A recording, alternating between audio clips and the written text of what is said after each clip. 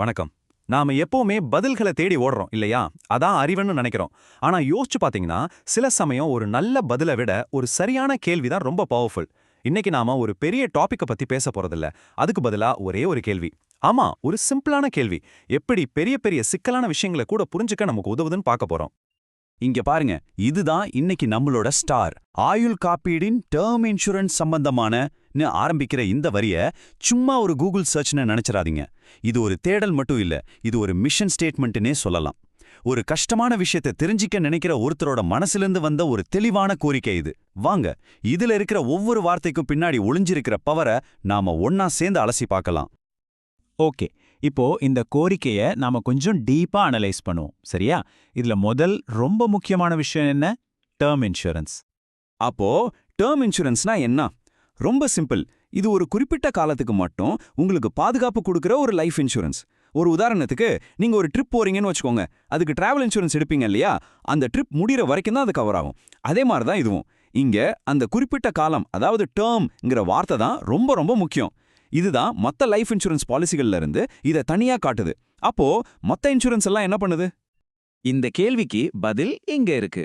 பாருங்க, டேர்ம் இன்சூரன்ஸோட ஒரே நோக்கம் அந்த குறிப்பிட்ட வருஷங்களுக்கு ஏதாவது ரிஸ்க் வந்தா அதுக்கு பாதுகாப்பு கொடுக்கறது மட்டும்தான்.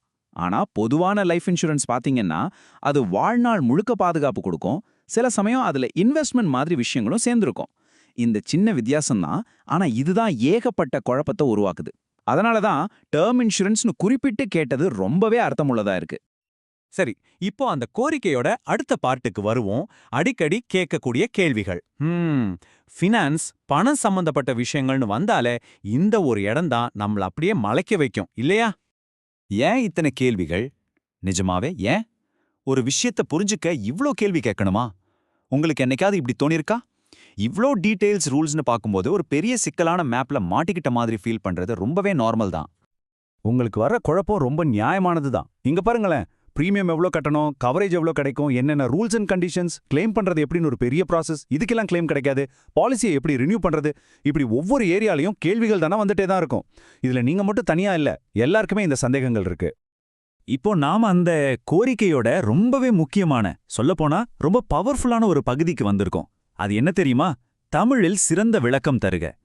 மொழிங்கிறது சும்மா பேசுற வார்த்தைகள் மட்டும் இல்ல, அதுக்கு மேல ரொம்ப பெரிய விஷயம். நம்ம தாய்மொழி ஒரு மாஸ்டர் கீ மாதிரி. டெக்னிக்கல் வார்த்தைகள், சிக்கலான விதிகள்னு இருக்கிற எல்லா போட்டையும் அது டக்குன்னு திறந்துடும். நமக்கு நல்லா தெரிஞ்ச மொழியில ஒரு விஷயத்த கேட்கும்போது அது வெறும் காது வழியா உள்ள போகாது. அது நேரா மனசுக்குள்ள போய், ஓ இதுதானா விஷயம் அப்படின்னு ஒரு தெளிவை கொடுக்கும். ஒரு பல்ப் எரியோழியா அந்த மாதிரி. அந்த மாதிரி தெளிவு வந்தா அடுத்து என்ன வரும்? நம்பிக்கை. ஏன்னா நமக்கு முழுசா புரியாத ஒரு விஷயத்த நம்மால முழுசா நம்பவே முடியாது இல்லையா? யோசிச்சு பாருங்க. அதுவும் நம்ம பணம், குடும்பத்தோட எதிர்காலம் சம்பந்தப்பட்ட விஷயங்கள்ல நம்பிக்கைங்கிறது தான் ரொம்ப முக்கியமான அடித்தளம். அந்த தெளிவுல இருந்து வர்ற நம்பிக்கை தான் கடைசியில நமக்கும் நம்ம குடும்பத்துக்கும் சரியான முடிவுகளை எடுக்கிற தைரியத்தை கொடுக்குது. இதுதான் உண்மையான பவர். அப்போ நாம முதல்ல பார்த்த அந்த கேள்வி அது தெரியாததுனால கேட்ட கேள்வியே இல்ல. அது அறிவை நோக்கிய ஒரு பயணத்தோட பவர்ஃபுல்லான ஃபர்ஸ்ட் ஸ்டெப். எனக்கு இது தெரியல அப்படின்னு ஒத்துக்கிறது தான் எல்லாத்தையும் தெரிஞ்சுக்கிறதுக்கான முதல் வழி. நாம இது வரைக்கும் பேசின இந்த மொத்த பயணத்தையும் ஒரு 3 ஸ்டெப்ல சுருக்கமா சொல்லலாம். ஸ்டெப் 1, உங்களுக்கு என்ன தகவல் வேணும்னு முதல்ல கண்டுபிடிங்க. ஸ்டெப் 2, உங்க சந்தேகங்களையும் கேள்விகளையும் தயங்காம ஒத்துக்கோங்க. ஸ்டெப் 3, உங்களுக்கு நல்லா புரியிற உங்க மொழியில தெளிவான விளக்கம் கேளுங்க. இது இன்சூரன்ஸ்க்கு மட்டும் இல்ல, நீங்க கத்துக்க நினைக்கிற எந்த ஒரு கஷ்டமான விஷயத்துக்கும் இது பொருந்தும். கடைசியா நம்ம மனசுல வச்சுக்க வேண்டிய முக்கியமான விஷயம் இதுதான். நம்ம கையில் இருக்கிற பெரிய ஆயுதம் ஒரு பதில் இல்ல, ஒரு தெளிவான விளக்கத்தை கேட்கறதுக்கான தைரியம்தான். அந்த ஒரு கேள்விதான் நமக்கு தேவையான எல்லா பதில்களுக்கான கதவையும் திறந்துவிடும். அப்போ உங்க மனசுல இருக்கிற அடுத்த பெரிய கேள்விக்கு ஒரு தெளிவான பதில கேட்க நீங்க தயாரா? உங்க கேள்விகளை தயங்காம கேளுங்க, தெளிவான விளக்கத்தை கேளுங்க. அடுத்த முறை சந்திப்போம்.